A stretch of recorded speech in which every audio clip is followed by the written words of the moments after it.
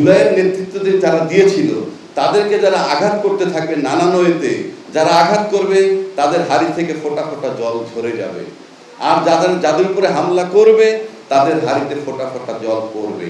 আমি এনসিপিকে গিলে ফেলতাম কিভাবে? ওদের দাবি তো হলো গণভোটের আলোকে জুলাই সনদ বাস্তবায়ন করা, সেইটা যদি আমি করে ফেলতাম ওরা তো নোহ্যার হয়ে যেত।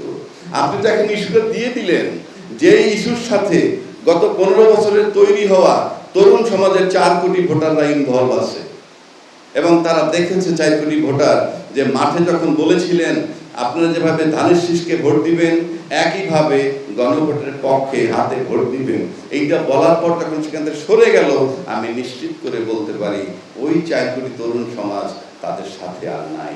আপনি পাওয়ার আছেন, দ্যাট ইজ অ্যানাদার ইস্যু। আপনাদের কোনো প্রোটেকশনই লাগতো না, কোনো টেনশনই লাগতো না, যদি আপনি এই এনসিপিকে গিলে খেতেন, ওইভাবে জুলাই সনদের গণভোটের আলোকে জুলাই সনদ বাস্তবায়ন করতেন, তাহলে তাদের কোনো সে থাকতো না। এখন কিন্তু সই ইস্যু রয়েই গেছে, সুতরাং এটা চলমান থাকবে।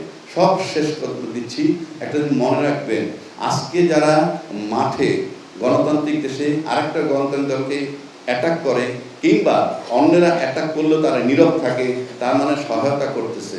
সেক্ষেত্রে কি হয়, ফোঁটা ফোঁটা করে যদি আপনি লস করেন, আপনি দেখবেন একটা হাড়ির থেকে যদি এক ফোঁটা করে পানি পড়ে, ফলোইং ডেতে ঘুম থেকে উঠে দেখবেন পুরো হাড়িটা খালি।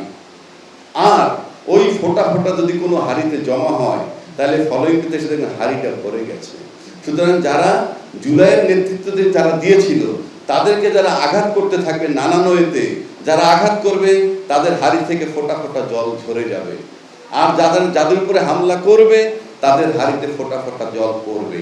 সুতরাং heat lost equal to heat gain.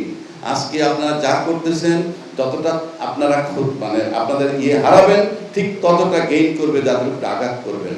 সুতরাং সবার জন্য বার্তা, তবে জুলাই আন্দোলন ব্যর্থ হয়নি, জুলাই আন্দোলন চলমান।